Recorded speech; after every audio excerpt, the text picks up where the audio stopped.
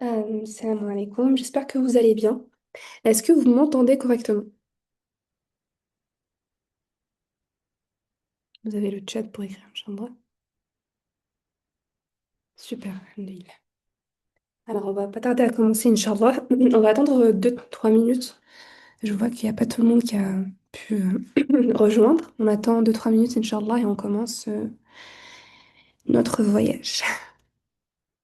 Pour celles qui n'ont pas encore pris le temps, asseyez-vous dans un endroit calme. Prenez une feuille et un stylo ou un carnet que vous allez dédier vraiment à votre voyage avec le Coran en temps général.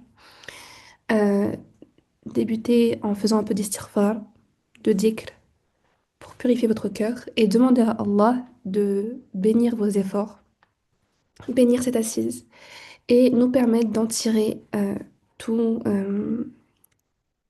tous les enseignements que l'on verra durant ces assises-là, Inch'Allah.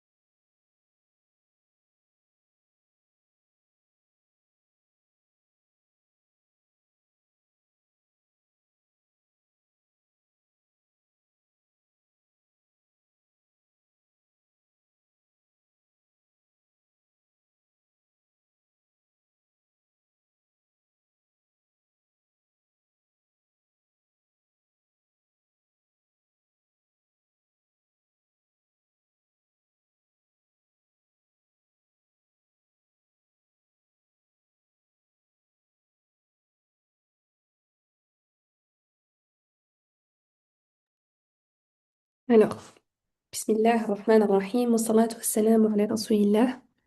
Assalamu alaikum wa rahmatullahi wa barakatuh à toutes. J'espère que vous allez bien. J'espère que vous avez bien dormi, que vous n'êtes pas trop fatigués.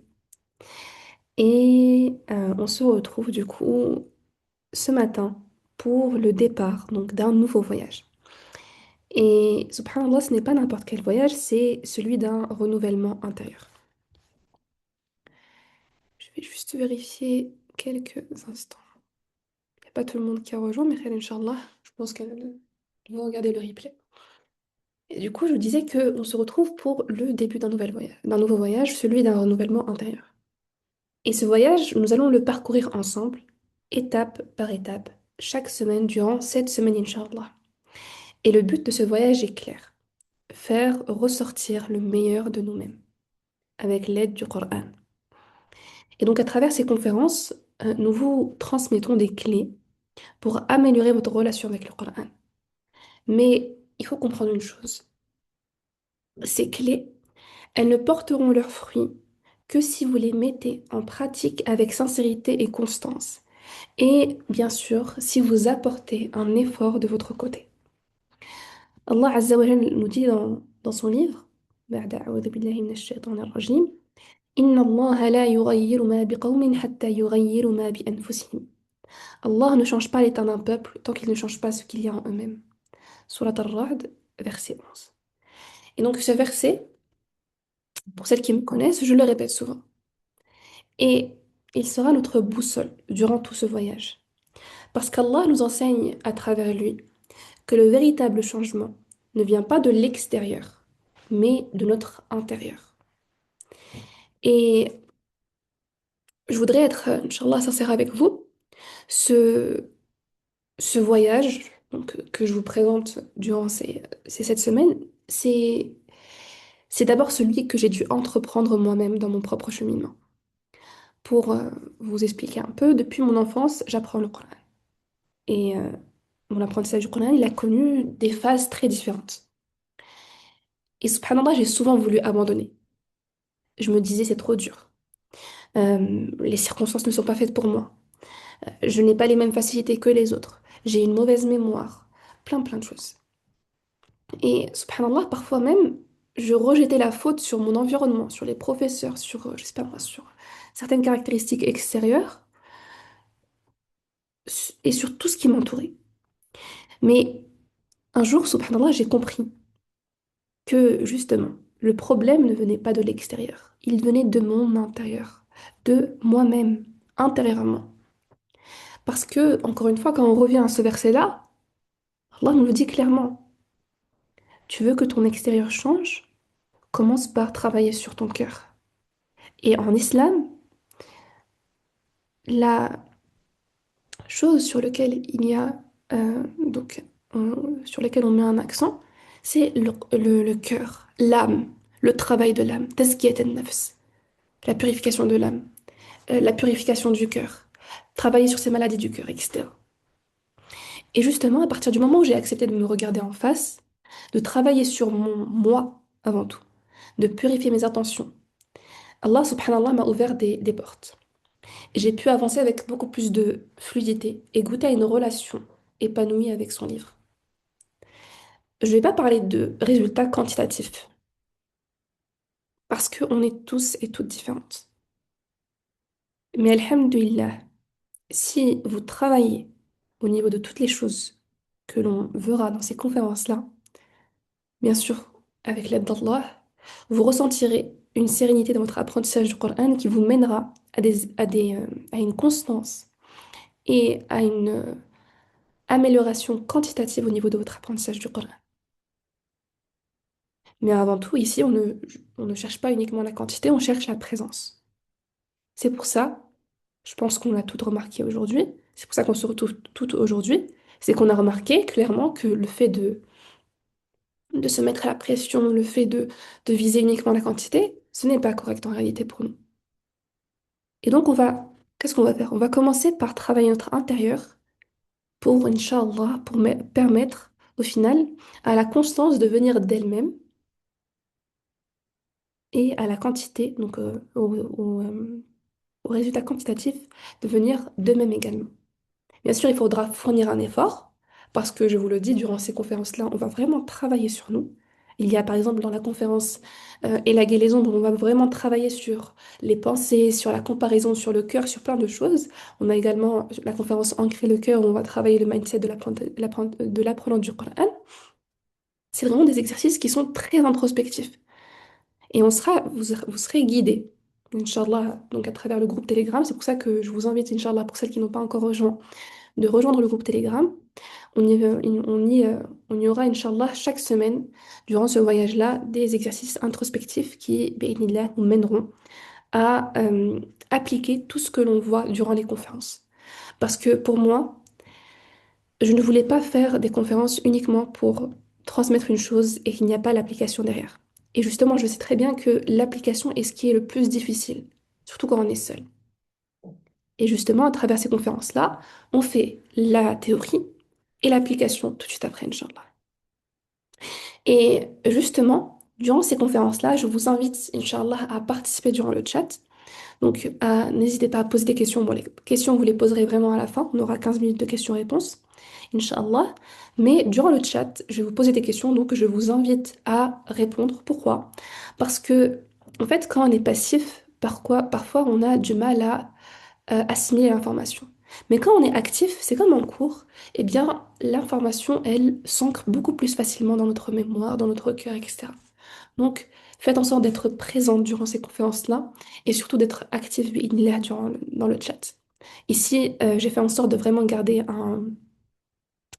euh, une, une quantité donc, de personnes qui ne soient pas trop nombreuses, encore une fois, pour vraiment faire en sorte de maximiser le, le suivi, de permettre à chacune d'être à l'aise durant ce voyage, de pouvoir poser ses questions, de pouvoir créer des liens avec les autres personnes qui nous accompagnent durant ce voyage-là, et peut-être trouver une binôme, trouver une amie qui va vous permettre, enfin, qui va vous accompagner et que vous allez l'accompagner également dans son cheminement. Donc, Inch'Allah, c'est vraiment cette attention-là. Et également, justement, euh, on a parlé justement d'intention. Et le point de départ de notre voyage, c'est l'intention. L'intention, subhanallah, c'est notre encre. C'est elle qui donne du poids. de, de la direction et de la stabilité à tout ce que l'on entreprend. Sans elle, sans l'intention, on peut commencer fort, mais on s'épuise vite. Et subhanallah, avec l'intention, même quand le chemin est long et difficile, on garde le cap. Parce qu'on sait pourquoi est-ce qu'on le fait. Et justement, l'intention, elle est tellement importante que j'ai deux conférences totales. Parce que l'intention, elle est divisée en plusieurs points. Et Inch'Allah, on va voir cela durant ces deux conférences. Et subhanallah, nous, ce qu'on va voir aujourd'hui, ce n'est pas l'intention elle-même, mais on va voir les motivations. Pourquoi apprendre le Coran? Et au premier abord, cette étape-là, elle pourrait peut-être vous sembler secondaire, ou peut-être évidente. Bah, j'apprends le Coran pour telle chose. Mais en réalité, c'est le socle qui donnera tout sens à votre apprentissage. Quand vous savez pourquoi vous apprenez, ça nourrit la constance dans les moments de difficulté, ravive l'intention quand elle s'essouffle et transforme l'étude en véritable cheminement spirituel. Et donc la semaine prochaine, dans la deuxième partie, on verra vraiment comment travailler son intention en elle-même. Mais avant cela, il faut passer par quelques étapes qu'on aura, donc Inch'Allah, aujourd'hui. Et donc, ce que j'aimerais, c'est que vraiment vous preniez ce voyage intérieur comme une invitation à regarder en vous-même. Je n'ai pas envie que vous preniez ce voyage-là comme un programme en plus. Vraiment, donnez-vous les moyens de travailler sur vous. Là, alhamdoulilah, on va faire en sorte de vous guider pas à pas, mais donnez-vous les moyens. Faites en sorte de faire les exercices, de travailler sur vous, Inch'Allah, et à chaque étape, posez-vous des questions et notez vos réponses. C'est pour ça qu'il est important d'avoir un cahier. Moi, j'aime beaucoup me poser des questions parce qu'à travers le questionnement, on peut relever énormément de choses. On peut relever des incohérences, on peut relever les choses sur lesquelles on doit travailler. Donc peut-être qu'aujourd'hui, là maintenant, ça vous semble un peu trop théorique, mais ne vous inquiétez pas, Inch'Allah, vous serez guidés. On va vous aider. Vous avez mon Telegram pour me poser directement des questions. N'hésitez pas, vraiment, je vous le dis et je vous le répète, n'hésitez pas. Vous avez mon Telegram, envoyez-moi des messages. Alhamdulillah, il est ouvert durant tout ce cheminement. Et en espérant pouvoir vraiment répondre au maximum à vos questions. Alors, pour débuter, Inch'Allah, j'aimerais que vous imaginez une graine. Subhanallah, si cette graine, elle est jetée dans une terre sèche, sans eau, sans lumière, elle ne donnera rien. Mais si on plante cette graine dans une terre fertile, qu'on l'arrose et qu'on la protège, alors elle donnera un arbre solide, profondément enraciné, et qui offrira de l'ombre et des fruits. Et subhanallah, notre relation avec le Coran, c'est la même chose. Tout dépend de l'endroit où l'on plante cette graine. Et cette graine, je vous pose la question. Bon, il y a la réponse sur le diapo, mais pour vous, quelle est cette graine? N'hésitez pas à répondre dans le chat. Pour vous, c'est quoi cette graine dont on a besoin de poser dans un sol qui est fertile?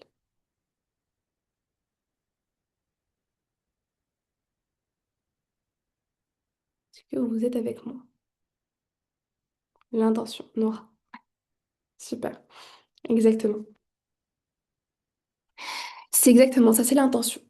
Si l'intention, elle est pure, pour Allah uniquement, alors même si le chemin est long et difficile, Allah nous donnera la force, la constance et la baraka.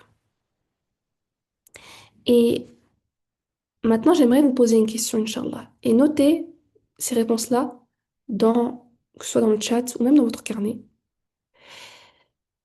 Pourquoi est-ce que vous êtes là aujourd'hui? Posez-vous vraiment la question. Pourquoi est-ce que moi, je suis là aujourd'hui? Ben, moi, aujourd'hui, je suis là pour transmettre une information, pour ma part. Mais pourquoi est-ce que vous êtes là aujourd'hui? Et aussi, pour ma part, je suis là pour transmettre une information, mais je suis là également, avant tout, pour plaire à Allah. Chaque chose doit nous mener à cela. Et la deuxième des questions, c'est qu'est-ce que j'attends vraiment de ce cheminement avec le Coran? Qu'est-ce que toi, tu attends de ce cheminement avec le Coran? Est-ce que tu attends uniquement les objectifs quantitatifs, donc devenir apprenant du Coran et avoir appris les 60 hizb, ou tu cherches une transformation? Tu cherches à, en plus d'avancer en quantité, tu cherches à, je sais pas, une sérénité. Tu cherches à avoir l'oxygène pour mieux avancer dans cette vie. Pose-toi cette question-là.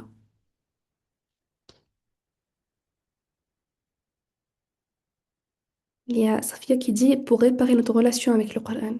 Laura nous dit, faire du Coran mon intime compagnon de vie.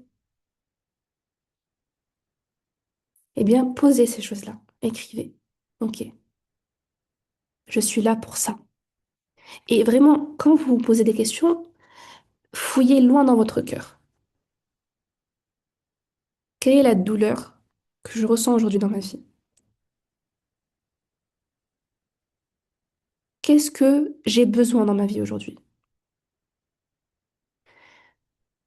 Il y a des fois, on est pris par le travail, par les occupations quotidiennes, les études, les enfants, le- plein de choses, et on se sent perdu, on se sent épuisé.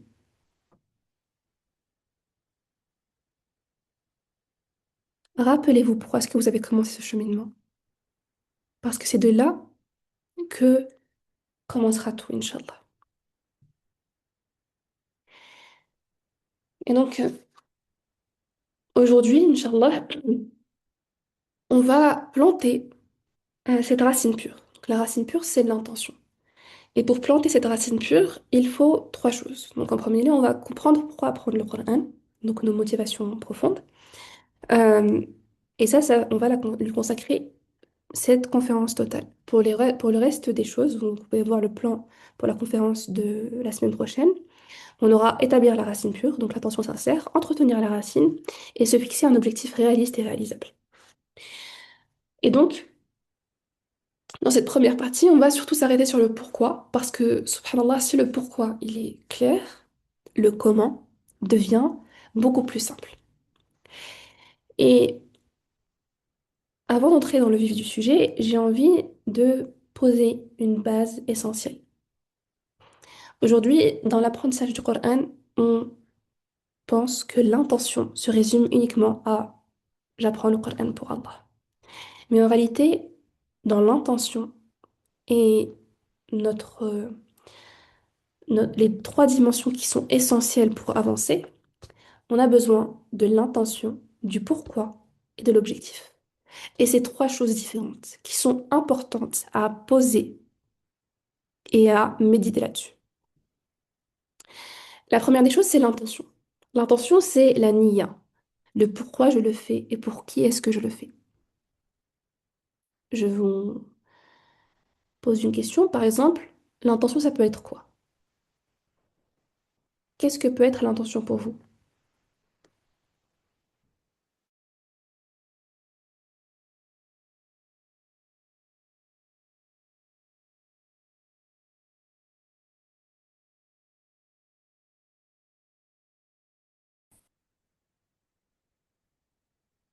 L'intention, c'est je le fais pour Allah, apprendre pour Allah, de rechercher à satisfaire Allah avant tout. Mais on peut vouloir le faire pour Allah, mais on a des choses qui nous motivent, on est d'accord. Pourquoi? Parce que même dans le Coran, même dans la Sunna, le prophète sallallahu alayhi wa sallam nous parle de choses, de récompenses, de choses qui devraient nous mener vers l'apprentissage du Coran. Donc en réalité, l'intention ne suffit pas. L'intention de plaire à Allah, elle est fixe, ok. Mais il y a d'autres choses, c'est les motivations, le pourquoi. Le pourquoi, c'est quoi? C'est j'apprends pour rendre fiers mes parents dans le RA.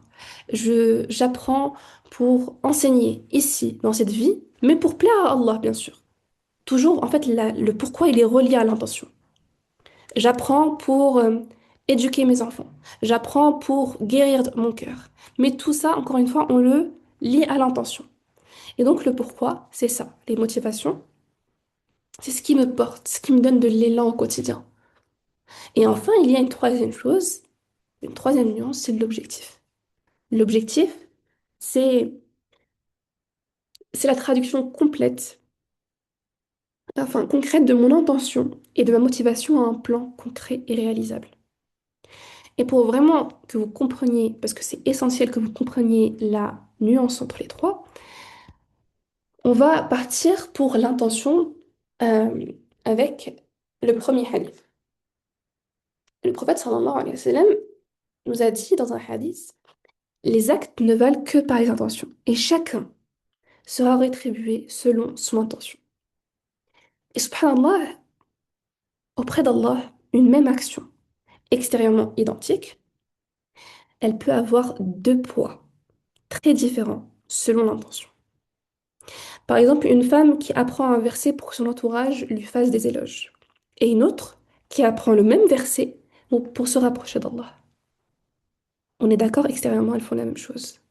Mais auprès d'Allah, leurs actions n'ont rien à voir. Et j'aimerais vous poser une question. Qui est-ce qui vous permet de mémoriser le Coran? Qui est-ce qui nous permet aujourd'hui d'être ici? C'est Allah. Est-ce que c'est les gens? Non, c'est Allah.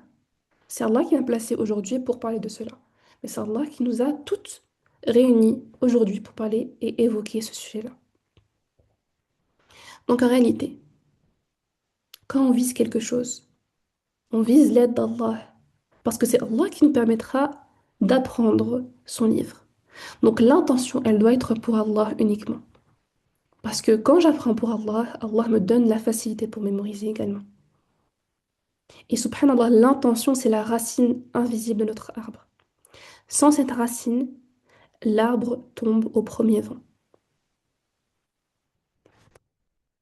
Mais justement, l'intention seule ne suffit pas. C'est pour ça que le prophète sallallahu alayhi wa sallam nous parle d'énormément de récompenses. Et c'est ce qu'on verra, Inch'Allah, aujourd'hui. Parce que subhanallah, on peut dire, je le fais pour Allah, et pourtant s'arrêter en route. Pourquoi? Parce qu'il manque ce carburant intérieur, la motivation. Par exemple, on va prendre une voiture. On a la direction. On veut aller vers tel endroit. Mais pour prendre la voiture, on a besoin de carburant, on est d'accord? Eh bien, c'est la même chose. Nous, on veut aller vers Allah, mais on a besoin de carburant intérieur. Et le carburant, c'est quoi? C'est la motivation. Et cette motivation, elle se travaille, elle se questionne. Et on doit poser nos motivations. Et Al-Ghazali, dans Al-Ihya Ulum ad-Din, il explique que la niya est l'élan. Donc la niya, donc l'intention, c'est l'élan. Et la himma, donc la détermination, la motivation, est ce qui maintient cet élan, donc l'intention sur la durée. Donc concrètement, ta motivation, elle peut être l'amour du Coran. Ça peut être l'envie de voir tes parents honorés par une couronne de lumière au jour du jugement. Et ça peut être le besoin de trouver un sens à ta vie, une discipline, une lumière dans tes journées. Et subhanallah, ce qui est beau, c'est que la motivation, elle peut être multiple.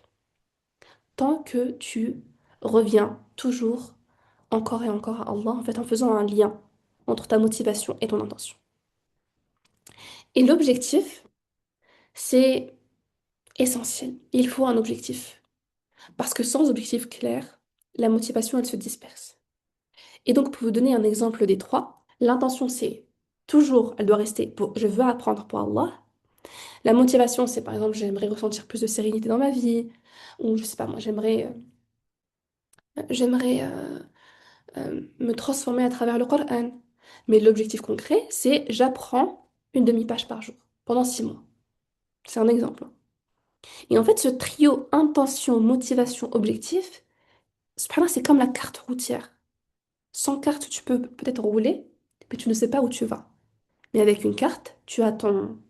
qui te montre le chemin, tu as ton objectif, enfin, tu as ton...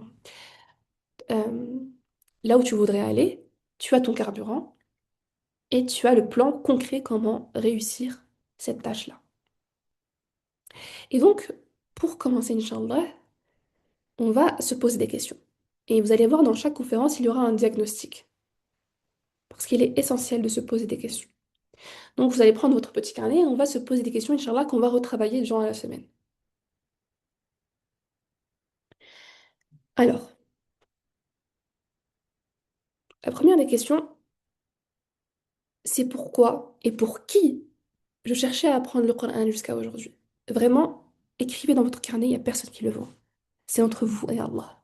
Soyez honnête envers vous-même, parce que c'est en voyant la chose à modifier, c'est en fait en analysant, en diagnostiquant la chose à modifier, que vous allez réussir complètement à la modifier. Pourquoi et pour qui est-ce que j'apprenais le Coran avant, jusqu'à aujourd'hui? Moi, pour ma part, avant de changer ma niya, j'apprenais le Coran uniquement. En fait, mon intention, c'était de plaire à mes parents. C'était ça. Mon intention, c'était de d'avoir telle ou telle quantité de mémorisation pour, je sais pas moi, pour avoir telle place dans la société ou je ne sais quoi. On va se donner des exemples comme cela. Donc pourquoi et pour qui je cherchais à apprendre le Coran jusqu'à aujourd'hui? On doit être honnête envers nous-mêmes. Là, je vous demande pas de le mettre dans le chat, Inch'Allah, parce que ça doit rester privé, c'est entre vous et Allah, mais écrivez-le dans votre carnet.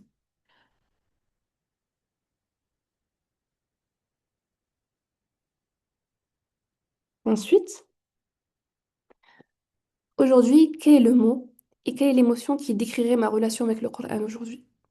Pour ma part, avant de commencer, de commencer à travailler sur mon cheminement, ma relation avec le Coran a été chaotique.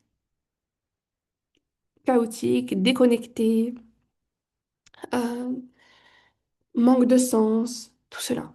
Essayez de comprendre quelle est... Mettez juste un mot ou une émotion. Oui, essayez de répondre tout de suite aux questions par écrit dans votre carnet. Ou sinon, prenez juste votre téléphone ou je sais pas, ou si vous n'avez pas la possibilité d'y répondre maintenant, prenez-en en photo, Inch'Allah, et on y reviendra peut-être, enfin, vous pourrez y revenir plus tard. Mais le diagnostic, il est essentiel d'y répondre maintenant, et les exercices, Inch'Allah, après qu'on fera, ils vont venir répondre à ce diagnostic. Les diagnostics qu'on fera, enfin, les exercices qu'on fera durant la semaine. Donc, quel est le mot et quelle est l'émotion? Bah, tu peux, par exemple, juste commencer à écrire et après finir, Inch'Allah. Mais vraiment, juste commence, fais ce pas-là, et ensuite tu amélioreras la chose, Inch'Allah. La troisième des questions, c'est qu'est-ce que je crains le plus dans mon apprentissage aujourd'hui? Est-ce que je crains hum, de perdre un certain statut? Est-ce que je crains ma professeur? Est-ce que je crains que telle personne me dépasse dans mon hifd, dans mon apprentissage? Est-ce que je crains que mes parents ne soient pas fiers de moi? Ou est-ce que je crains que un tel enfin, ne soit pas fier de moi? Ou est-ce que je crains de ne pas de ne pas plaire à Allah? Posez-vous la question.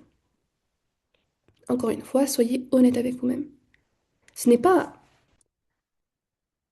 euh, ce n'est pas le fait de vous culpabiliser. Non, c'est de poser un diagnostic et ensuite on va travailler sur ça. Et Allah dans le Coran, il nous dit قل يا عبادي الذين أسرفوا على أنفسهم لا تقنطوا من رحمة الله. Ô mes serviteurs qui avaient commis des excès, ne désespérez pas de la miséricorde d'Allah. Donc on fait tous des erreurs. Mais même il y a un hadith du prophète sallallahu alayhi wa sallam qui nous dit كل ابن آدم خطاؤون وخير الخطاؤون التائبون. Tous les fils d'Adam sont des pécheurs, mais les meilleurs des pécheurs est ceux qui se repentent. Là, on pose un diagnostic. On se repentira et on avancera. On va vider pour mieux remplir. Ok. Donc là, on va passer au concret, Inch'Allah. On parle beaucoup, subhanallah, dans l'apprentissage du Coran, dans ce cheminement-là. On entend souvent, il faut mémoriser. Il faut connaître tel hizb. Il faut avancer vite. Oui, bien sûr, vous pourrez m'envoyer en privé vos réponses, mais pour vraiment garder une bonne, enfin, vous, entre guillemets, après, c'est comme vous voulez, Inch'Allah. Si vous y voyez une utilité, vous pouvez m'envoyer, Inch'Allah, en privé vos réponses. Vous avez mon télégramme, Inch'Allah. Donc, vous voyez, dans l'apprentissage du Coran, dans le cheminement, on voit souvent des objectifs quantitatifs, une certaine pression qui est mise en avant. Mais la vraie question, celle qui change tout, c'est pourquoi est-ce que j'apprends le Coran?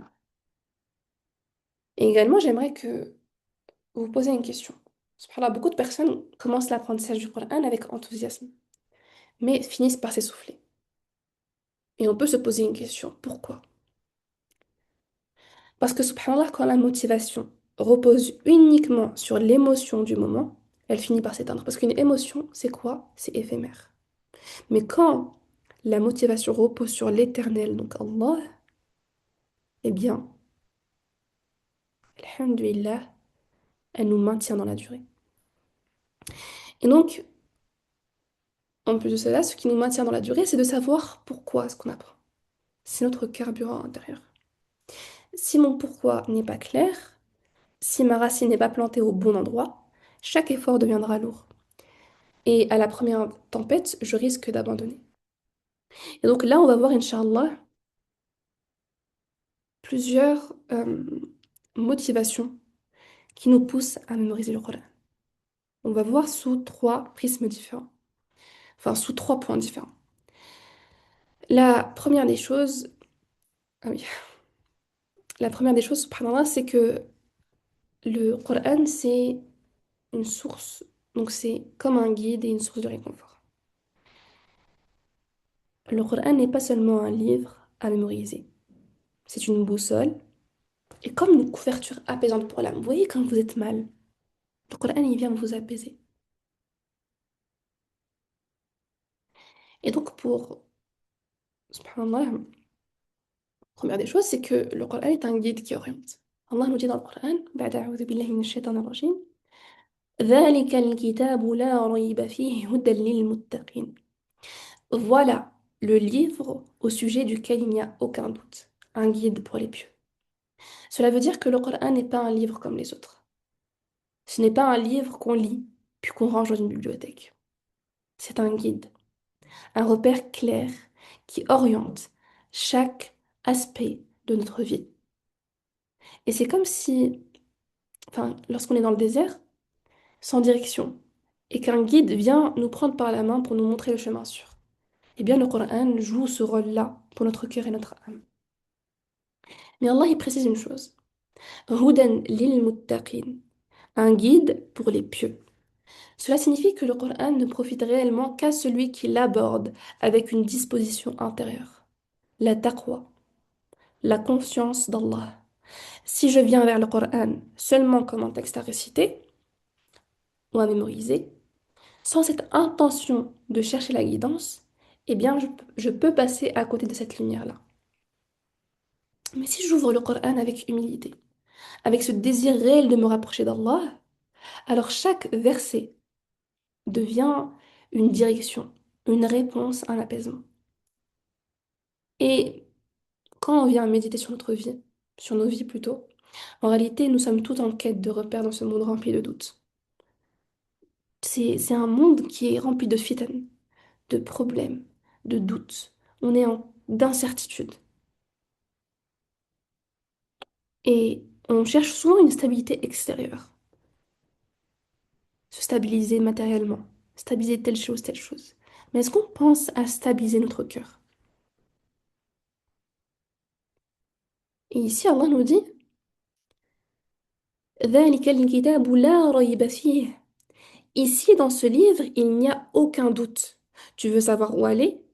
Tu veux savoir comment avancer? Eh bien, le Coran est ton guide, sûr, clair, infaillible. La deuxième des choses, c'est que le Coran est une source de réconfort dans les épreuves. Quand l'épreuve frappe, quand le cœur se trouble, on cherche souvent des réponses. On va se demander pourquoi moi? Pourquoi oh Allah? Quand est-ce que ça va finir, cette épreuve-là? Et les pensées, elles se bousculent.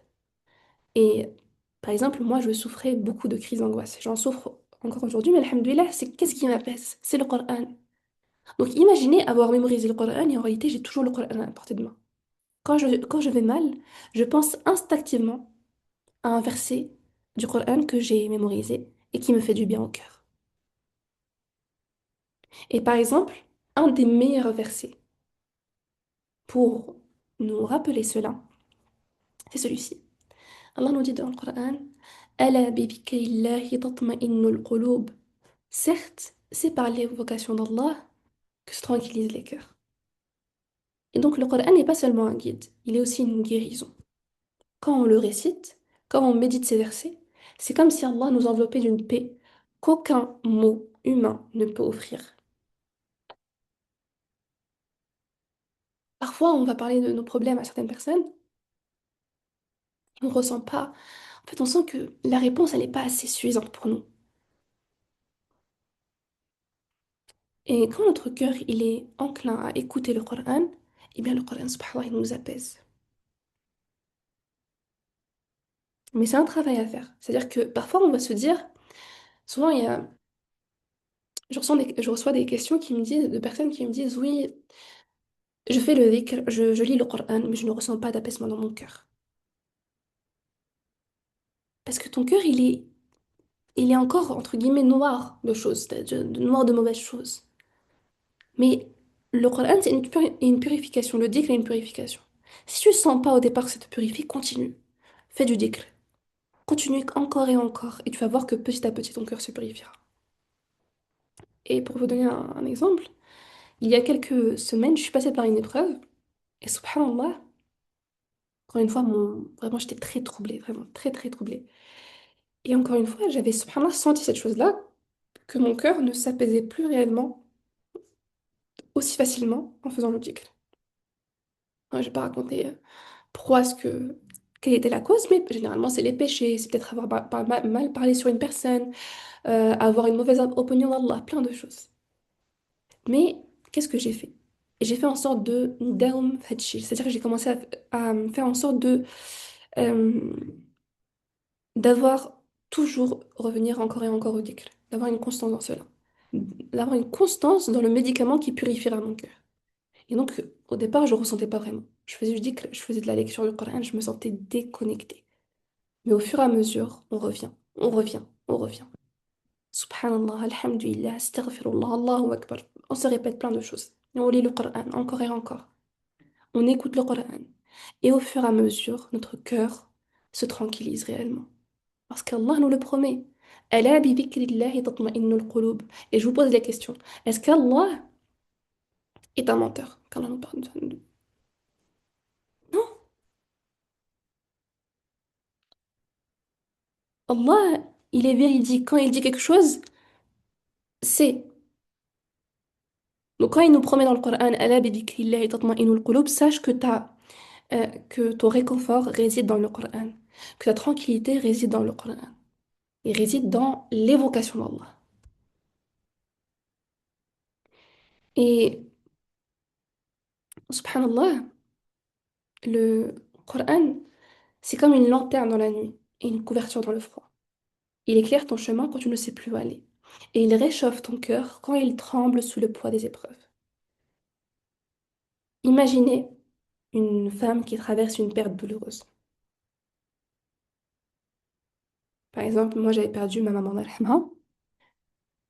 Eh bien, qu'est-ce qui m'a aidé à aller mieux? C'est le Coran.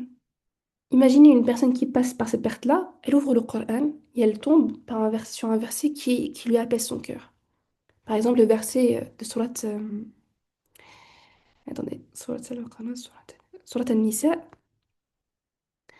euh, ah non, Surat Ali Imran, où Allah nous dit, ne vous découragez pas et ne vous attristez pas, car vous serez les supérieurs si vous êtes croyants.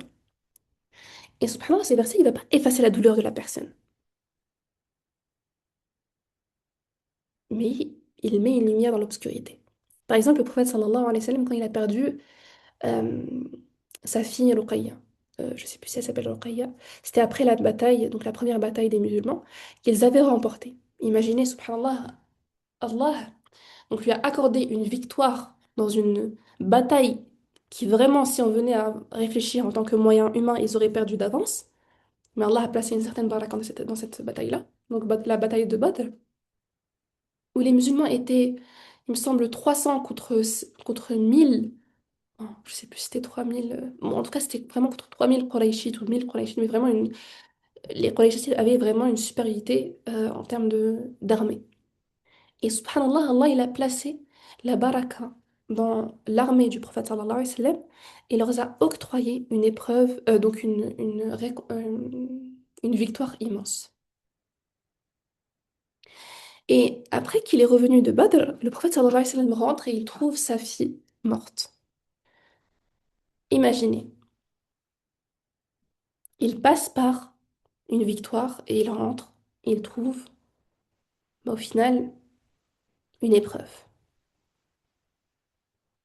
C'est un rappel d'Allah. Mais qu'est-ce qu'il a dit le prophète sallallahu alayhi wa sallam à ce moment-là? Il a dit, la larme, elle coule, donc le, le- l'œil pleure, mais on ne dit que ce qui plaît à Allah. C'est-à-dire qu'il n'a pas nié sa douleur. Oui, je vais mal, oh Allah. C'est triste, j'ai perdu ma fille, j'ai perdu un tel. Mais j'ai confiance en Allah. Et je continue à penser du bien d'Allah. Et je garde espoir en Allah. Et c'est ça la lumière dans l'obscurité. Et donc, notez-moi dans le chat, Inch'Allah, si vous vous rappelez d'un verset, vous pouvez l'écrire en arabe ou en français, on va prendre 2 3 minutes, qui vous a réconforté dans un moment difficile.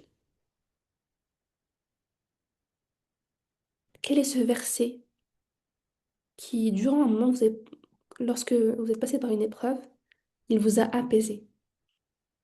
Et il y en a énormément. En réalité, si on prenait tout le Coran, c'est un apaisement. Mais il y a certains versets qui nous touchent un peu plus notre cœur que d'autres. Quel est le vôtre? Inna lillahi wa inna ilayhi raji'un. Très très beau verset. Et ça, en réalité, ce n'est pas un verset ce n'est pas une parole qu'on médite uniquement quand on perd un proche. C'est dans chaque situation de notre vie. Ça nous rappelle, on appartient à Allah et c'est à lui que nous retournons. Nora elle nous dit, je les connais pas de tête. Eh ben, Inch'Allah, dans pas longtemps, tu les connaîtras tous de tête. Euh, Nora nous dit les vers sur les doigts dans Surat Maryam. Nour, ton Seigneur ne t'a ni abandonné ni détesté. Moi aussi, ce verset-là, est vraiment, il m'apaise énormément. Camilla nous dit, ne craignez rien, je suis avec vous, j'entends et je vois. قَالَا تَخَافَا إِنَّنِي مَعَكُمَا أَسْمَعُ وَأَرَى. Laura nous dit, ô toi, âme apaisée. Ce verset-là, oui, c'est vrai que ces personnes-là, euh, elle a dit, lorsque j'accompagnais mon beau-père dans l'agonie. Et subhanallah, moi, ça me fait penser à ma mère quand elle est morte. Euh, يا أيها النفس المطمئنة ارجعي إلى ربك راضية مرضية فادخلي في عبادي وادخلي جنتي. Et ces versets-là, subhanallah, c'est un repos pour l'âme. Parce que tu sais que cette personne-là que tu es en train de perdre, elle part vers une chose qui te dépasse, toi, vers Allah. Safia nous dit فَإِنَّ مَعَ الْعُسْرِ يُسْرًا إِنَّ مَعَ الْعُسْرِ يُسْرًا. Également, ces versets-là c'est du baume dans le cœur. Donc là, quand Allah dit qu'il est Al-Ghafour Al-Wadoud, exactement. Rahma qui nous dit, est-ce que les gens pensent qu'on les laissera dire nous croyons sans les éprouver également? Ces versets-là, subhanallah, sont des baumes pour le cœur. Et Allah, quand il nous dit quelque chose dans le Coran, c'est une parole qui est vivante. Ça s'adresse directement à nous.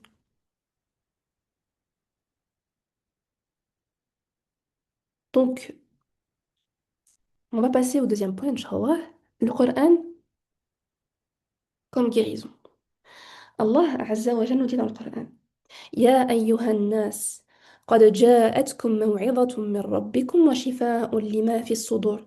Ô gens, une exhortation vous est venue de votre Seigneur, une guérison pour les cœurs. Qu'est-ce qu'on peut tirer de ce verset-là? On tire en premier lieu que le Coran guérit quoi? Les maladies du cœur. Euh, En fait, il guérit ces maladies invisibles qui touchent nos cœurs. La jalousie qui ronge, la haine qui consume, l'orgueil qui voile la vérité, mais aussi la tristesse, le doute et l'anxiété. Et subhanallah, chaque fois que tu récites, que tu médites, que tu apprends un verset, c'est comme si tu déposais une goutte de remède dans ton cœur. Et plus tu avances, plus ce cœur s'allège et plus il retrouve sa pureté. Et donc, quand tu apprends le Coran, quand tu mémorises le Coran, quand tu révises, tu n'es pas en train de mémoriser des sons. D'accord? Tu fais descendre la parole d'Allah dans ton propre cœur. En fait, la parole d'Allah, au final, elle devient vivante en toi. Et au final, quand tu mémorises, regardez, quand vous voyez la mémorisation du Coran sous ce prisme-là, quand je mémorise le Coran, ça ne devient pas une chose que j'entends de la bouche des autres, ou une chose que je lis dans le Mus'haf. En réalité, il m'accompagne, il respire en moi. Et il y avait un savant, je ne me souviens plus du nom. C'était c'était Ibn Taymiyyah, il me semble. Rahimahullah, qui avait dit, mon paradis, alors je n'ai plus exactement la parole, mais qui disait que son paradis, il est toujours avec lui. C'est quoi son paradis? C'était le Coran. Parce que le Coran, lui, apportait une sérénité. Donc imaginez, mémorisez le Coran et vous avez toujours avec vous le remède avec vous. En fait, imaginez, vous êtes malade, vous êtes atteinte, qu'Allah nous en préserve, hein, d'une maladie, un cancer, ou je ne sais pas quoi. Mais vous avez toujours avec vous ce remède-là contre le cancer, contre le cancer ou contre toute autre maladie qui vous guérit. Et bien c'est la même chose. Le Coran, quand on le mémorise, en réalité après on l'a dans notre cœur, et ce qui fait qu'on veut toujours le réviser. On veut garder avec nous cette ni'ma, ce bienfait d'avoir le Coran avec nous. Quand je vais mal, j'ai avec moi le Coran. Je suis face à une situation où une injustice, où on est injuste envers moi-même, eh bien je pense à un certain verset. C'est ça vivre le Coran.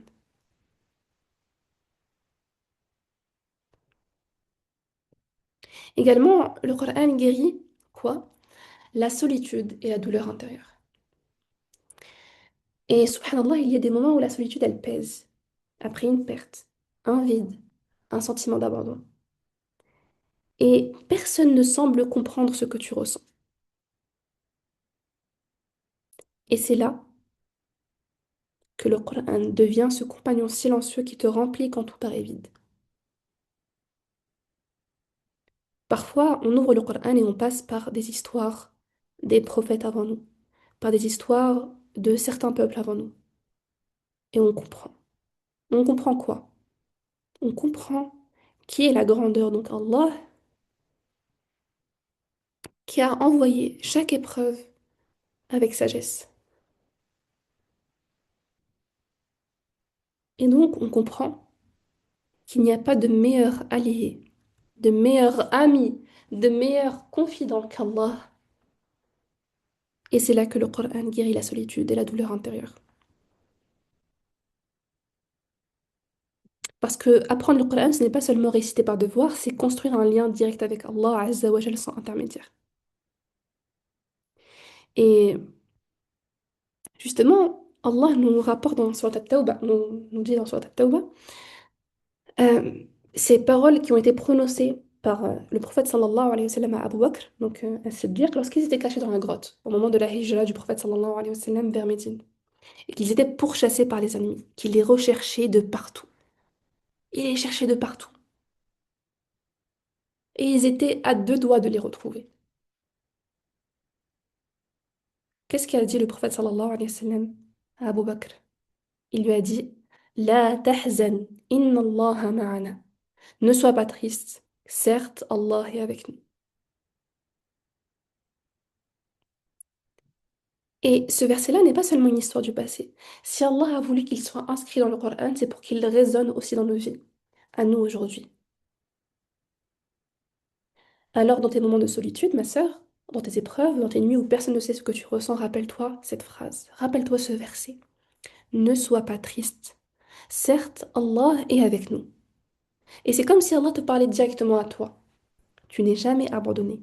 Même quand tout le monde s'éloigne, même quand ton cœur s'en vide, même quand tu sens que tu as tout le poids du monde sur tes épaules. La compagnie d'Allah dépasse toutes les présences humaines. Et quand on revient au dhikr, Subhanallah, Alhamdulillah, Allahu Akbar, pour celles qui avaient participé à la conférence que j'avais donnée il y a une semaine sur comment reprendre le lien avec le Coran, je vous avais envoyé la, le sharh, donc l'explication de ce dhikr-là. Mais quand on dit Allahu Akbar, c'est comme si tout le poids qu'on avait sur les épaules, on le donnait à Allah. Oh Allah, j'ai fait les efforts. Je te laisse t'occuper de cela. Et qu'est-ce qui vous rappelle de ça si ce n'est le Coran? Qu'est-ce qui vous rappelle ça si ce n'est l'évocation d'Allah? Et en réalité, c'est ça la force du Coran. Transformer un moment d'angoisse, donc en certitude, une solitude en proximité et une tristesse en confiance. Et enfin, le Coran, il guérit la confusion et le doute. Pourquoi? Parce que il y a des moments où ce n'est pas le mal des gens qui nous attend. Parfois, c'est le mal de nous-mêmes, nos pensées. Et d'ailleurs, dans la conférence Élaguer les ombres, on va vraiment traiter toutes ces pensées-là, Inch'Allah, et vraiment faire un travail dessus. Et vous allez voir, bon, ça sera une approche, on va commencer à faire ce travail-là, mais ce sera un travail à faire tout au long de votre vie. Et vous voyez ce qu'on voit dans ces conférences-là, c'est vraiment une chose que vous allez appliquer, pas non seulement au niveau de votre apprentissage du Coran, mais dans chaque objectif que vous chercherez à atteindre. Et donc, on a ces pensées-là intérieures qui viennent. Je suis nulle, je ne sers à rien, je n'y arriverai jamais. Et subhanallah, c'est des pensées, elles ne se voient pas. Mais regardez combien de poids elles ont dans notre âme. Elles fatiguent notre âme, elles abîment la confiance, elles éloignent de l'espoir. Et qu'est-ce que le Coran a à nous dire? Qu'est-ce qu'Allah a à nous dire à travers le Coran? Il nous dit quoi? Il nous dit La yukallifu Allahu nafsan illa wus'aha. Allah ne cherche pas une âme au-delà de sa capacité. Et donc, encore une fois, ce verset est un autre antidote à mettre avec nous dans notre cœur. Parce que Allah, dans ce verset-là, nous dit que s'il t'a confié une épreuve, c'est qu'il sait que tu as la force de la traverser. Et si, euh, par exemple, l'apprentissage du Coran est devant toi, c'est qu'il a déjà placé en toi les ressources pour y arriver. Et donc le Coran, encore une fois, il aide à faire quoi? Il transforme nos pensées négatives en certitudes positives. Là où tu pensais je ne peux pas, il te rappelle, Allah sait que tu peux. Là où tu doutais de toi, il t'enseigne à placer ta confiance en lui. Et donc là, posez-vous une question. Vous n'avez pas forcément besoin de le dire dans le chat ou de l'écrire. Là, c'est juste une question rapide à vous poser. Quelle est la blessure intérieure que je voudrais que le Coran guérisse chez moi? De quoi est-ce que j'ai besoin, Wallah? Est-ce que je souffre de doute? Est-ce que je souffre de solitude? Est-ce que je souffre de, de douleur intérieure? Est-ce que j'ai besoin de réconfort dans les épreuves? Tout cela. Et on va passer, Inch'Allah, à la troisième des raisons pourquoi est-ce qu'on apprend le Coran. Et ensuite, on va pas tarder à clôturer, Inch'Allah. Mais la troisième des raisons pourquoi est-ce qu'on mémorise le Coran, c'est qu'il est source de récompense et d'intercession. Donc tout cela, tout ce qu'on voit là maintenant aujourd'hui, c'est les motivations qui vont vous aider à mémoriser le Coran. Ce n'est pas l'intention, rappelez-vous. Donc, pour revenir, le prophète sallallahu alayhi wa sallam a dit, lisez le Coran car il viendra intercéder en faveur de ses compagnons le jour de la résurrection.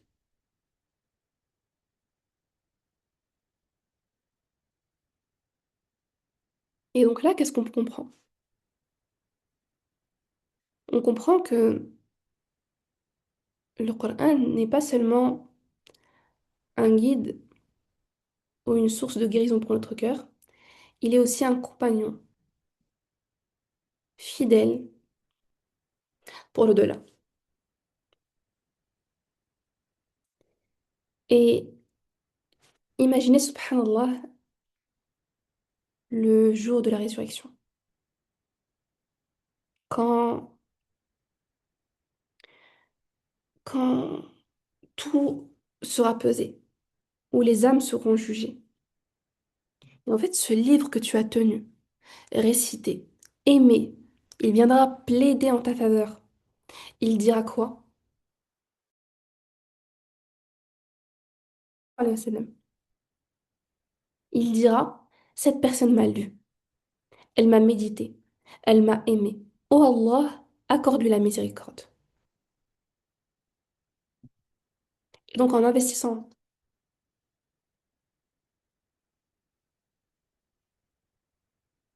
donc subhanallah, c'est un trésor unique.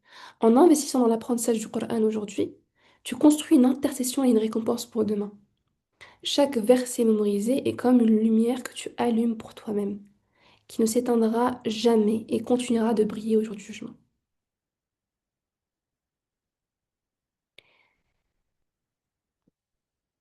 Donc, pourquoi apprendre le Coran? Parce qu'il est un guide, une guérison et une promesse de récompense immense. Et j'aimerais que vous méditiez là-dessus. On a vu tout ce que le Coran était pour nous. Une guérison, une source de récompense, un réconfort. Et nous, qu'est-ce qu'on cherche à travers ça? Uniquement la performance. On limite le Coran à une performance, alors qu'il est en réalité tout cela. Et quand on va mal, on va prendre des thérapies, parce que je trouve que c'est important à voir, mais avant tout, tournons-nous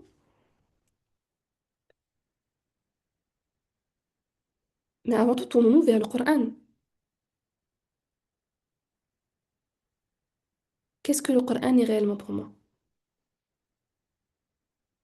Et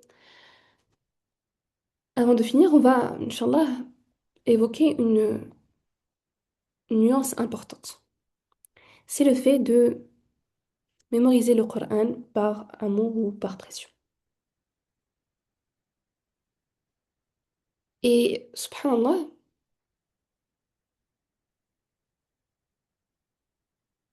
quand on apprend sous la contrainte, pour plaire aux autres, pour éviter leur jugement, pour, ou simplement par obligation, le Coran il devient rapidement une charge. Chaque révision pèse, chaque verset semble lourd. Mais si tu avances vite au début, ton cœur n'y est pas. En fait, tu vas mémoriser avec la langue, mais pas avec le cœur. Et à la première difficulté, à la première fatigue ou distraction, tu risques de tout laisser tomber. Car ton moteur intérieur n'est pas, car ton moteur n'est pas intérieur, il est extérieur. Et on revient à à ce qu'Allah nous dit dans le Coran, aux paroles de savants, aux paroles du prophète sallallahu alayhi wa sallam. Qu'est-ce qui est éternel? Est-ce que c'est l'extérieur, donc notre corps, ou notre âme? C'est notre âme. Donc quand je fais en sorte de travailler sur mon âme, quand je fais en sorte de placer le Coran et l'amour du Coran dans mon cœur, eh bien ça deviendra une chose éternelle. Mais quand je le base sur une chose qui est extérieure, eh bien ça deviendra forcément éphémère. Et à l'inverse, apprendre par amour pour Allah et pour sa parole transforme complètement notre expérience. Parce qu'au final, même les passages difficiles deviennent sérénité à notre cœur. Parce que tu sais pourquoi tu le fais. Et l'amour, subhanallah, il nourrit la sincérité. Mais à contrario, la pression, elle nourrit quoi? Elle nourrit l'ego ou la peur. Et donc, quand on avance avec amour, tu avances avec patience, confiance et sérénité. Mais quand tu avances avec fatigue, avec pression, tu avances avec fatigue, anxiété et découragement. Et donc, quand tu te retrouves face à une révision qui est difficile, aujourd'hui, j'aimerais vraiment que dans cette semaine, quand vous passez par une révision qui est difficile, une lecture qui est difficile, demandez-vous, est-ce que je le fais pour Allah ou pour le regard des humains? Parce que l'intention, elle transforme tout. L'amour, on le sait, l'amour donne des ailes. Et la pression, elle crée des chaînes. Tu es enchaîné. Alors que l'amour t'élève. Quand tu aimes une chose, t'as- tu te sens connecté à cette chose-là. Eh bien, on doit faire en sorte d'aimer le Coran en travaillant sur notre motivation. Et j'aimerais, Inch'Allah, qu'on médite sur une parole, sur un livre d'ailleurs qui est incroyable. C'est Telbis Iblis, donc de Ibn al-Jawzi. Si vous avez l'occasion de le lire, je vous motive vraiment à le lire. En fait, c'est un livre qui donne tous les pièges de Shaitan donc, qu'il peut avoir contre nous, envers nous plutôt. Et donc Ibn al-Jawzi nous dit dans son livre, il nous dit, sache que la première tromperie d'Iblis sur les gens était de les retenir et de les empêcher de chercher la connaissance, car la connaissance est la lumière du cœur. Et donc j'aimerais que vous réfléchissiez un instant. Qu'est-ce que cette lumière du cœur dont parle le savant? Cette lumière du cœur, c'est cette clarté intérieure qui nous permet de distinguer le bien du mal, de reconnaître la guidance d'Allah et de purifier nos intentions et de vivre avec sérénité. Et Iblis, donc Shaitan, il sait que si nos cœurs restent dans l'ignorance, s'ils ne cherchent pas à comprendre la parole d'Allah et les enseignements du prophète sallallahu alayhi wa sallam, eh bien nous restons vulnérables. Et on le voit très bien. Aujourd'hui, tout est fait dans notre société pour nous mener à notre perte. Le téléphone, les séries, le... même la nourriture, les médicaments, tout cela, en réalité, sert une seule cause, à nous détourner du rappel d'Allah. Aujourd'hui, notre nourriture, au lieu de nous donner de la force, elle nous épuise. On va se tourner vers des choses qui épuisent notre cœur, enfin qui épuisent notre corps. Les médicaments réparent une chose, mais détruisent notre foi. On pense que le téléphone nous permet d'être plus connectés avec les gens, mais en réalité, il nous augmente en solitude. Et méditez là-dessus.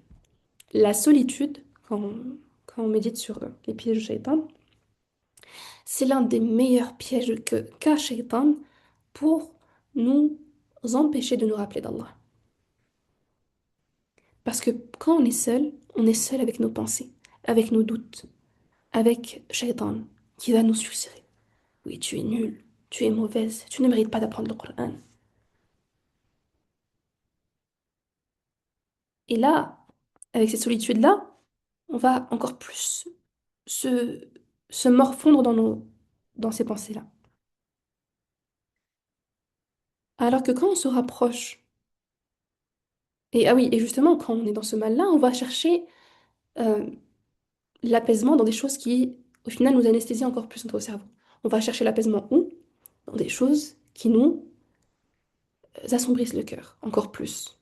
Dans le scroll, dans la comparaison, dans... On va sur les réseaux, on pense qu'on va trouver de la motivation, mais en réalité, on va trouver une source de motivation et la plupart des choses, on va se comparer, on va peut-être limite se jalouser les gens, on va parler sur les gens, etc., etc. Alors qu'on a une source de choses qui nous apportent que du bien. Il n'y a pas de mal dedans. C'est quoi? C'est le Coran. C'est le rappel d'Allah. C'est notre guérison. Et en réalité, chercher la connaissance, et en particulier le Coran, donc la connaissance, c'est quoi? C'est l'ilm. L'ilm, c'est apprendre, mais apprendre avec les bonnes raisons. Eh bien, c'est allumer cette lumière. Chaque verset mémorisé, chaque enseignement compris, chaque réflexion sur la parole d'Allah devient une étincelle qui éclaire notre cœur et chasse l'obscurité. Et donc, ce rappel d'Allah nous invite à ne jamais laisser l'inaction ou la paresse nous éloigner du savoir. Parfois, on va avoir tendance à se dire, oui, je j'ai pas assez de temps. Mais Allah, il te demande pas une heure, il te demande juste de la présence. Sois présente avec lui, même 5 minutes, avec sa parole.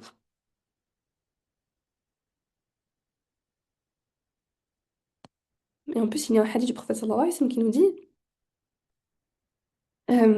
les actions les plus aimées d'Allah sont celles qui sont le plus constantes, même si elles sont minimes. Donc, quand on médite sur tout cela, sur le Coran, sur la Sunna, sur tout, qu'est-ce qu'Allah veut en réalité?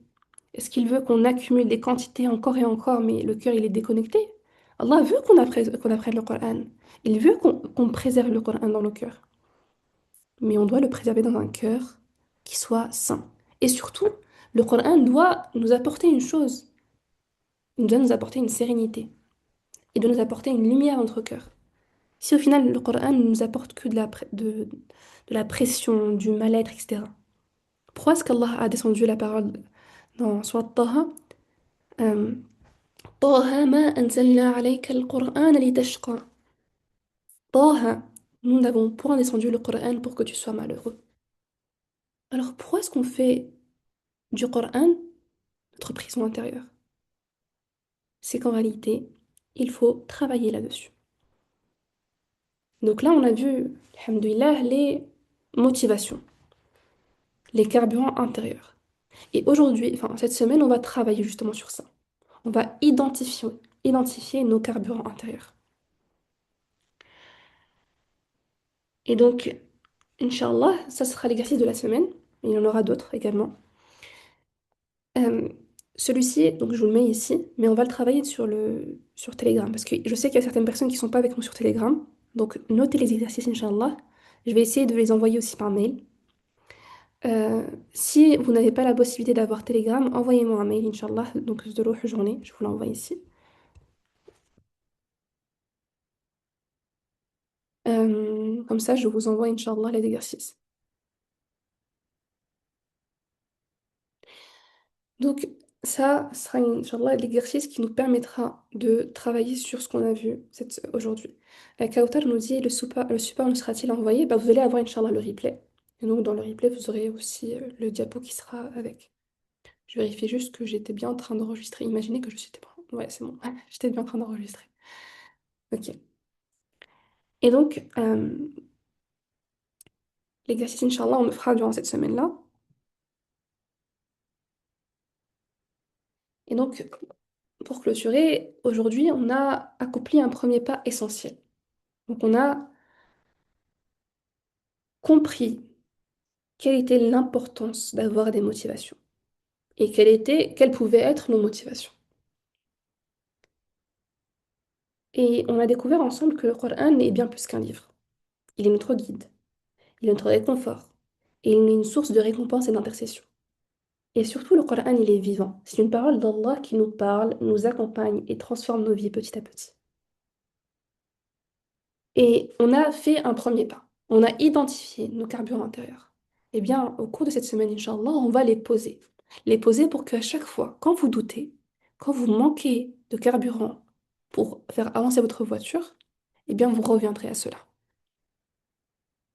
Ces carburants intérieurs invisibles qui nous empêchent, euh, qui nous permettront plutôt de, d'avancer dans ce chemin et qui nous empêcheront justement d'abandonner ce chemin.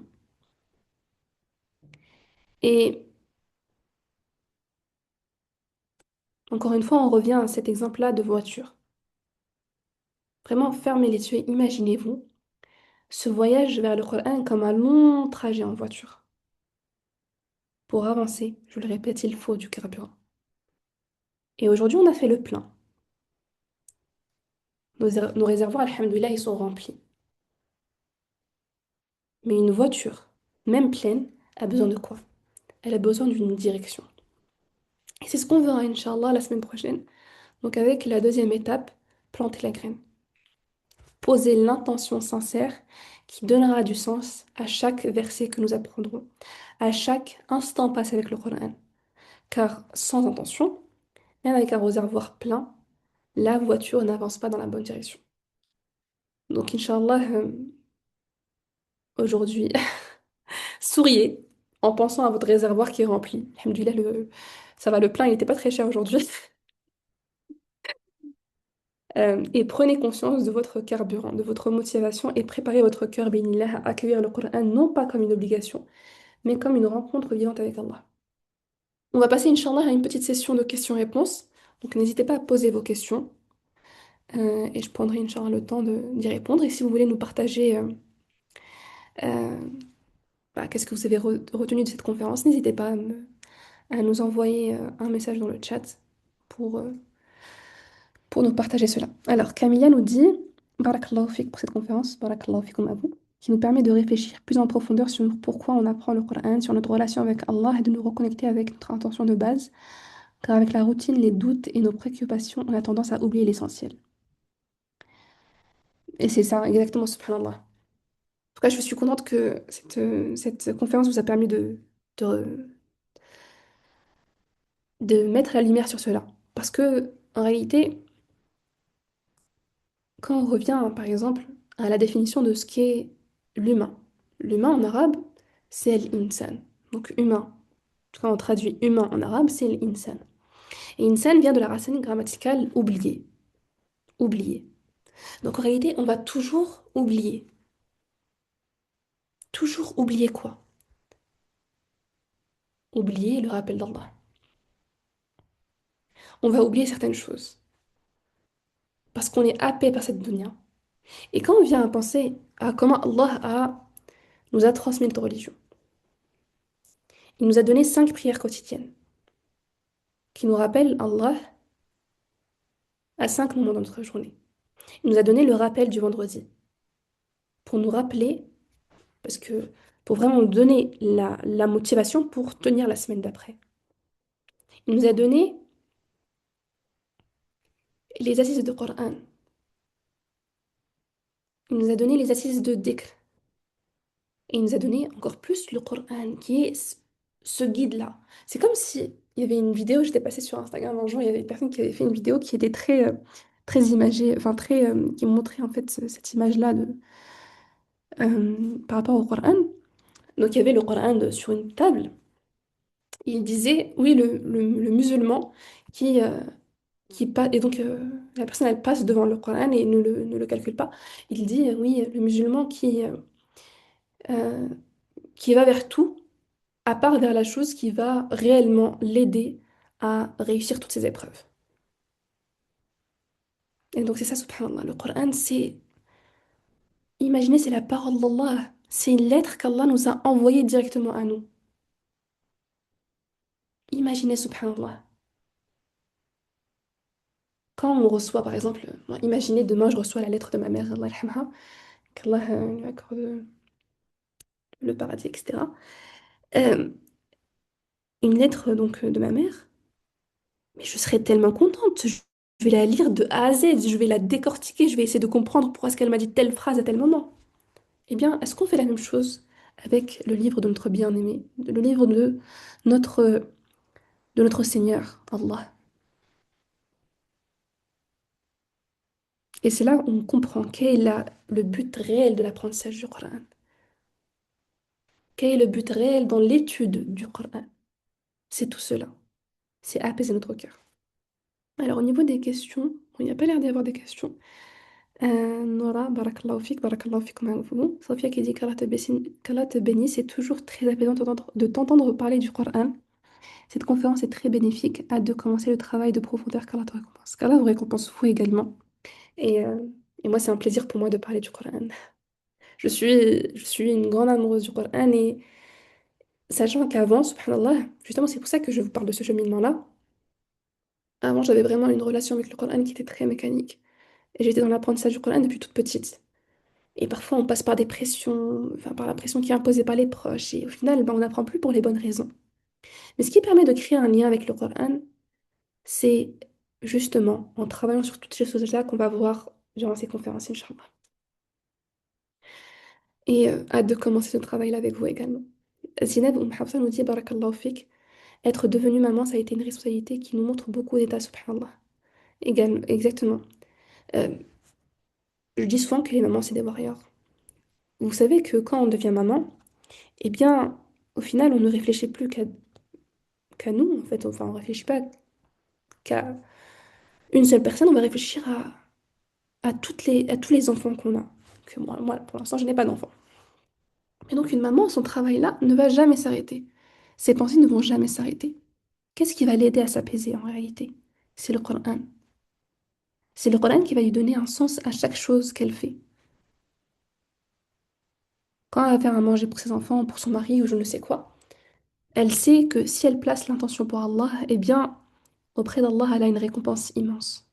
Elle sait que si elle investit dans son temps, dans son éducation à elle avant tout, elle investit aussi dans l'éducation de ses enfants, à elle.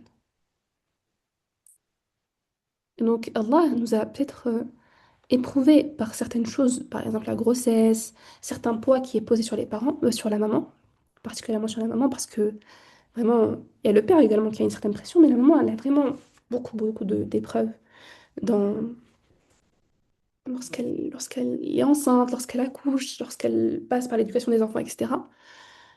Mais Allah nous a donné une récompense immense.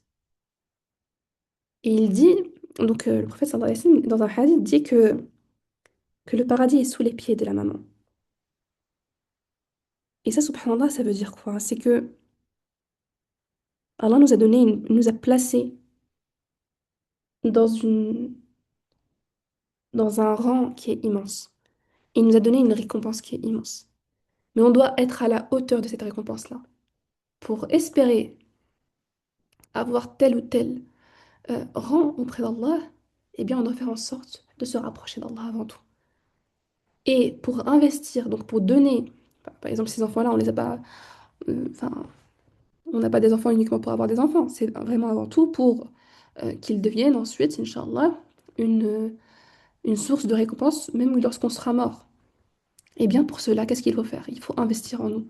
Et on revient au verset du Coran où Allah nous dit Inna Allah la yughayyiru ma biqawmin hatta yughayyiru ma bi anfusihim. Peut-être qu'une personne est éprouvée aujourd'hui par un enfant qui est difficile. Eh bien, il faut commencer par son travail intérieur, qui est certes difficile aussi. Mais par la grâce d'Allah, quand on plante la graine en nous, eh bien, Allah met la baraka dans cela. Et au final, toutes ces personnes-là qui sont autour de nous sont, euh, au fur et à mesure qu'on fait grandir cet arbre qu'on a, sont donc à l'ombre des feuilles de cet arbre-là, des branches de cet arbre-là. Et au final, peuvent goûter à cette douceur dans l'apprentissage du Coran, dans la proximité avec Allah. Sophia, je le remercie de t'avoir mis sur mon chemin depuis le début. C'est moi qui vous remercie. C'est moi qui le remercie de m'avoir permise d'être cette cause-là. Makran, avec plaisir, Inch'Allah. Sabrina, on n'a même plus le temps de réfléchir, je crois. Je n'ai jamais autant ressenti le besoin du Coran que depuis la maternité. Mais oui, et dites-vous que, subhanallah, quand on devient maman, ça atteint certaines zones du cerveau, subhanallah, quand on vient voir au niveau de cela. Mais encore une fois, la grandeur revient à Allah. C'est lui qui nous accorde la capacité de mémoriser. Il y a beaucoup de mamans qui disent, oui, je n'ai pas la capacité de mémoriser, j'ai une mauvaise mémoire, etc. Mais en réalité, quand on revient à qui est Allah, Allah va vous donner la capacité de mémoriser. Nous, c'est comme par rapport au prophète sallallahu alayhi wa sallam lors de la bataille de Badr. Eh bien, imaginez que vous, c'est votre propre bataille. Face à Quraysh, qui était, en tant que moyen humain, beaucoup plus conséquent que l'armée du prophète sallallahu alayhi wa sallam. Mais pour autant, Allah a placé une certaine baraka sa baraka dans cette armée et il leur a permis de réussir cette quête-là. Eh bien, plaçons en Allah notre confiance en lui. Et sachez qu'il mettra sa baraka dans notre mémoire, dans notre temps, tant qu'on fait en sorte de chercher quoi avant tout? Son agrément et son amour. Maïm nous dit Allah Jazik pour ce cours très intéressant. Enrichissant, j'ai perdu mon fils il y a un mois, j'ai trouvé du réconfort. Qu'Allah te facilite dans cette épreuve et Allah yarahmu, inna lillahi wa inna ilayhi raji'un. Qu'Allah lui accorde la plus haute place au paradis. Donc al-Firdaus al-A'la. Qu'Allah lui euh, qu'Allah te facilite dans cette épreuve et t'accorde un réconfort dans cette épreuve-là. Et subhanallah, tu as dit que tu as trouvé du réconfort que dans le Coran. Euh, et tu dis, cependant, je me pose parfois la question si ma niée est sincère, car je le fais pour Allah, mais aussi pour retrouver mon fils au paradis. Comment faire pour garder une niyyah sincère première pour Allah? Eh bien, justement, ton intention avant tout, c'est pour Allah. Et Inch'Allah, vous allez voir, on va, lors de la conférence de la semaine prochaine, on va voir comment travailler vraiment cette attention et la purifier encore et encore, parce que c'est un travail qui est constant. Mais ta motivation, c'est retrouver ton fils au paradis. Ça, c'est ta motivation. Mais ton intention, c'est pour Allah, avant tout. Mais Inch'Allah, on va faire en sorte de travailler vraiment cette chose-là. On va vraiment faire étape par étape, Inch'Allah. En tout cas, là, maintenant, tu as déjà ta motivation. Tu as déjà ton petit carburant. En tout cas, qu'Allah fasse que vous retrouvez au paradis, bi'idhnillah. Et qu'Allah facilite à chaque personne l'épreuve dans laquelle elle passe, que ce soit une perte donc, physique, ou une perte matérielle, une perte, ou je ne sais quoi. Toute épreuve par laquelle vous passez, qu'Allah vous facilite cette épreuve-là. Inch'Allah, on va pas tarder à arrêter. Euh, Barakallahu fik, je suis très contente de t'avoir découverte, ainsi que ce programme en scrollant sur Instagram, je l'avoue, alhamdulillah, Inch'Allah, c'est le début d'un beau parcours pour nous toutes, surtout avec Ramadan qui approche. Bah, alhamdulillah. Dites-vous que j'ai vraiment du mal avec Instagram, hein. C'est pas vrai qu'hier, j'en parlais avec une personne et je lui disais que bah, enfin, les réseaux, c'est très difficile. Parce que, bah, comme on peut le voir, parfois on peut se retrouver à scroller, etc. Et en partageant parfois aussi sur Insta, ça peut aussi nous, nous mener à un travail, enfin, on doit faire un plus grand travail au niveau de notre intention. Parce que parfois on peut tomber dans certains vices, par exemple celui des likes, celui des abonnés, etc. Sinon, quand on reçoit beaucoup de messages qui nous complimentent. Et donc, parfois, quand je reçois ce genre de message, je me dis, bon, alhamdoulilah, le compte, il a quand même enfin, un bénéfice, c'est qu'il permet au moins de bi'idhnillah, peut-être de rappeler certaines choses ou je ne sais quoi, mais c'est uniquement par la grâce d'Allah. Moi, je suis juste une personne qui l'a placé dans votre chemin, mais vraiment, moi-même, je fais un travail sur moi, tout cela. En tout cas, comme tu as dit, Nour, je suis convaincue. Déjà, là, on est en début janvier. J'aime bien, bon, on va pas forcément se dire, oui, on commence, enfin, on va pas, c'est comment expliquer ça? On ne place pas nos expériences dans une nouvelle année. Mais faut se le dire, une nouvelle année, c'est aussi le moyen de poser de bons objectifs. Et enfin, c'est comme une étape qui est charnière, entre guillemets. Euh, mais Ramadan également approche dans quelques mois. Et Bismillah, durant Ramadan, il restera encore quelques conférences qu'on fera durant Ramadan. Et donc j'espère vraiment, et enfin, en tout cas, on place notre intention en Allah et c'est lui qui mettra la baraka dans tout cela. Mais que vous vivrez l'un des meilleurs Ramadans de votre vie et que vous transformerez votre relation avec le Coran. Je l'espère réellement parce que, en tout cas, moi, c'est les clés qui m'ont permis vraiment de faire ce travail-là. C'est un travail qui est toujours constant, c'est-à-dire que, enfin, c'est toujours un travail qui se fait toujours parce que parfois on perd de notre élan, on perd de notre, euh, on a besoin de rappel, mais quand on passe, on revient au Coran et on revient surtout, bah, par exemple, vous allez toujours avoir, je l'espère, les replays.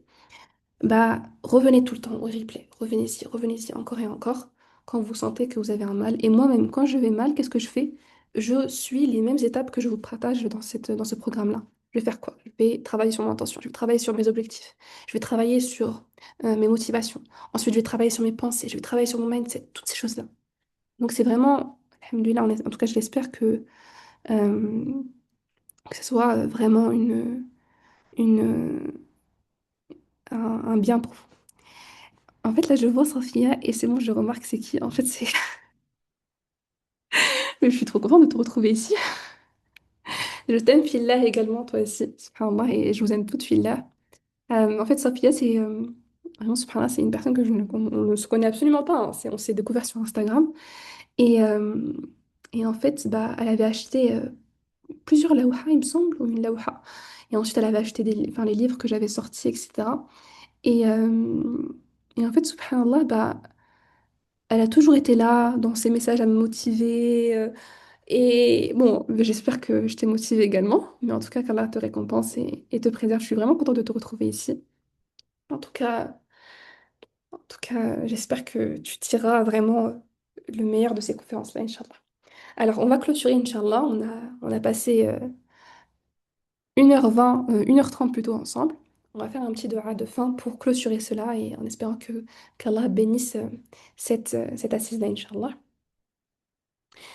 Euh, Allahumma mets dans nos cœurs un amour profond pour ton livre. Le Coran, ce trésor éternel que tu as descendu pour nous guider et apaiser nos âmes.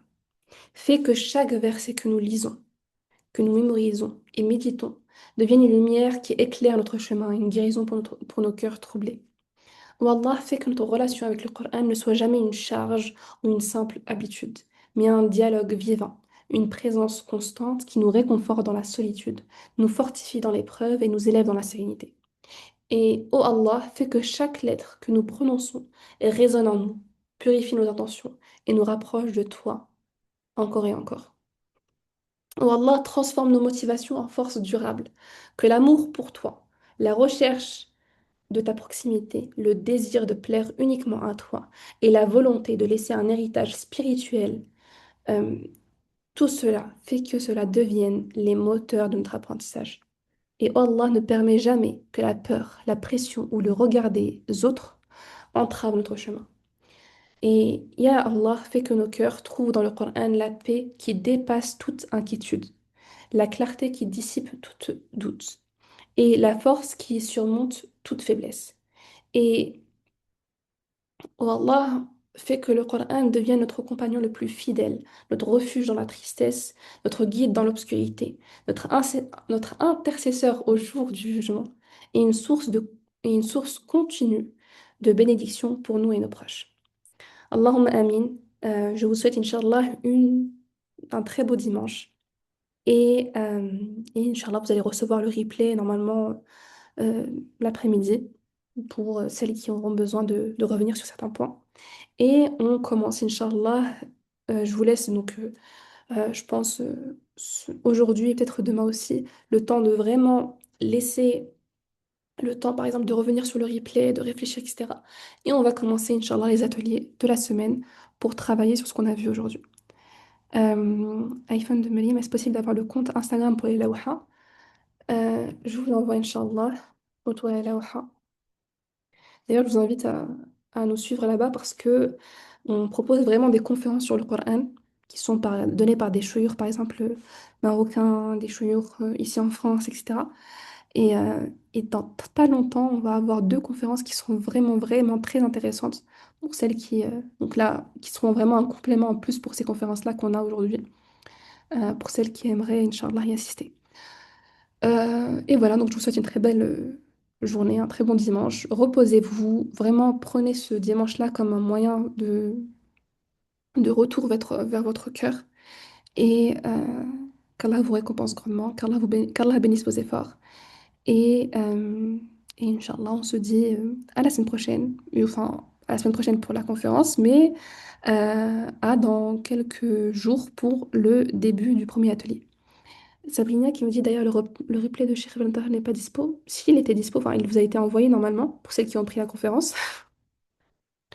Mais pour le sous-titrage, il n'est pas encore dispo. Inch'Allah, j'espère enfin, que ça pourra avancer rapidement au niveau du sous-titrage. En tout cas, qu'Allah vous récompense. On se dit binillah à la semaine prochaine. Subhanakallah wa bihamdika ashhadu an la ilaha illa ant astaghfiruka wa atubu ilayk. Wassalamu alaykum wa rahmatullahi wa barakatuh.